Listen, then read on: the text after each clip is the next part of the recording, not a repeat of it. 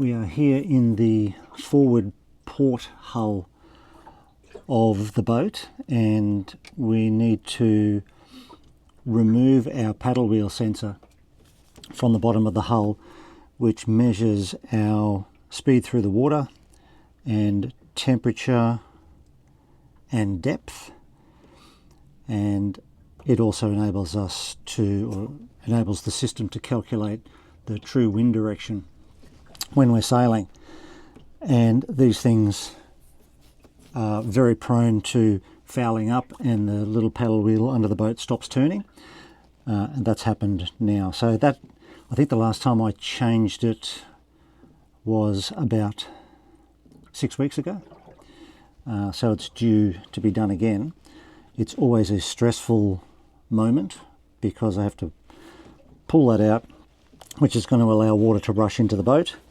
I've got a plug here temporarily to put into it, which comes with it, so you can block the hole, clean the paddle wheel up, and then replace it back in, and then you should be good to go again. This is an Airmar DST810. It seems to work pretty well. The only downfall of these things, and I think they're all prone to it, is that they do get clogged up fairly regularly, and this stressful process of potentially flooding your boat has to be gone through to change it over. So this is how not to flood your boat, hopefully, and changing it over.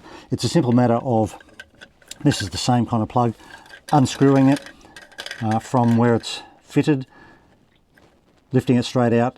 There is a flap that goes across that hole as soon as I remove it from the boat that will impede the water ingress, and in that moment I'll jam this new one in, which will stop it, and then I'll start to clean the existing sensor.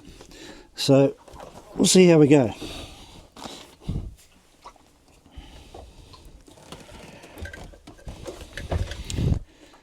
It is directional, so on both the sensor itself and the plug there's an arrow that points forward to the front of the boat, which is how the plug should be fitted.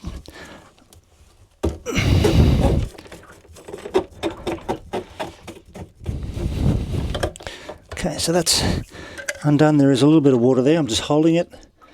Make sure I got my arrow around the right way on this one. Every time I do this, done this before, I've pinched myself with it. I'll try not to do it this time. Okay, that's stopped the water flow, but it's not all the way down yet. That's all good. Arrow's pointing forward, and the thread is done up and the water stopped coming in. So you can see there, that sort of rubbish on the bottom of the boat, and it's no wonder it wasn't turning, but that's the paddle wheel. Now I've just got to get in there. Obviously the bottom of the boat needs a good scrub now too. That's the details of the sensor, and obviously it's got to stay connected, but we've got a bit of cable here to take it out and give it a good clean up. So we'll start that process now. I've got my little cleaning scraper device here and just a small bucket of water, and I'm going to just give it a bit of a gentle scrape all over to get all that marine growth off it, and it comes off relatively easily. But it's most important to get in where the paddle wheel actually spins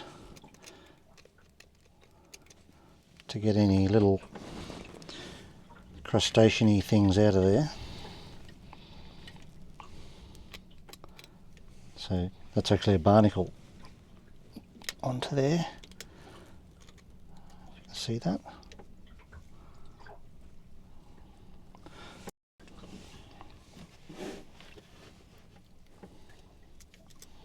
And this will take some time, so I won't bore you with the whole process.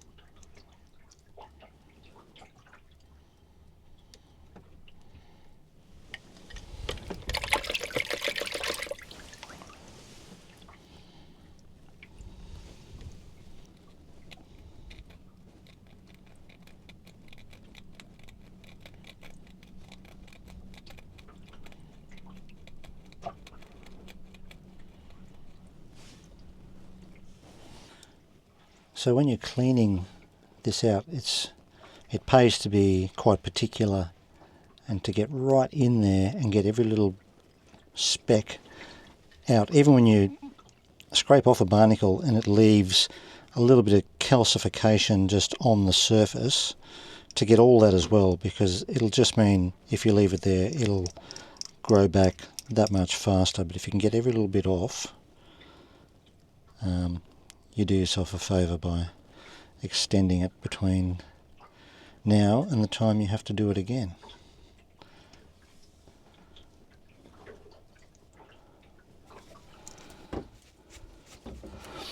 So I'm just giving this a quick wipe. There's a little bit of sort of hairy moss that's sticking to a few bits and pieces and a little bit difficult to get off with just your fingers, but it's coming up pretty well. And in a moment I will put some silicone grease on the O-ring here and also up where it seals that section there, just to keep those O-rings in good condition.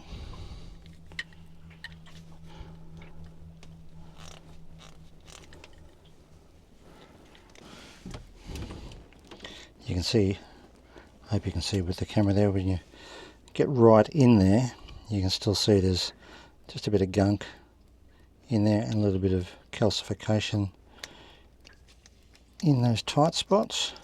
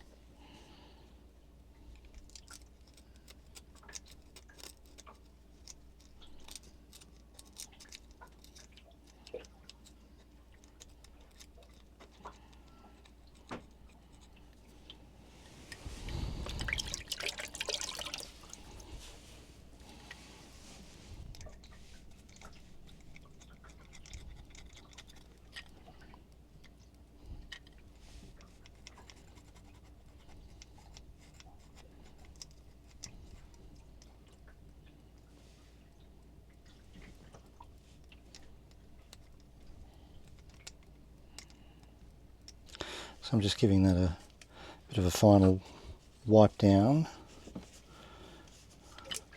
and what you want to see at the end is a nice, easy, freely spinning wheel with no obstructions. There is still some tiny little bits of weed in there that you can't, well, I can't quite reach to get out, so it's not quite perfect, but it's spinning nicely, and with a bit of water running through it, hopefully that'll last at least as long as it did last time.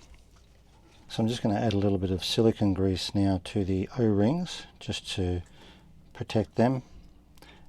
Seems to go on better when it's dried with a rag first.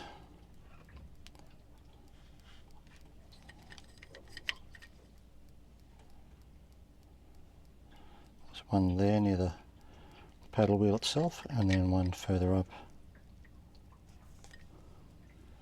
closer to the collar. It's a bit hard to get your finger in there, but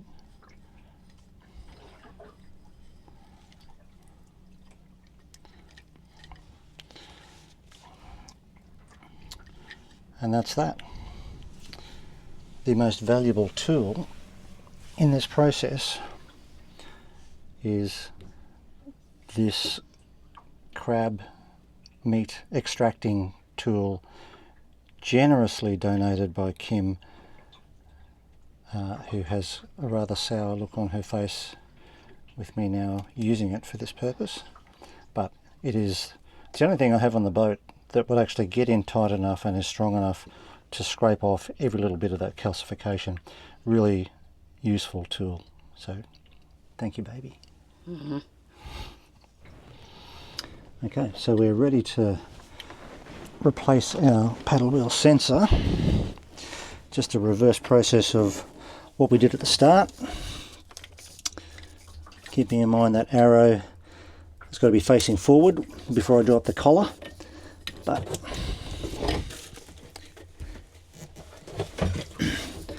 it's never easy when you've just got everything else in the way. There's a few other hoses and pumps here.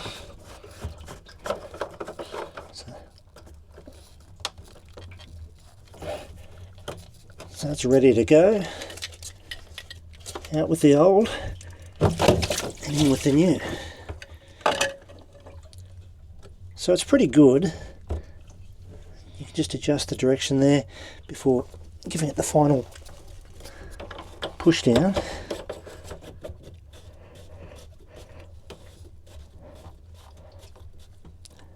Seals up tight, but not too tight. And then mopping up that little bit of water that came in, and we should be good to go.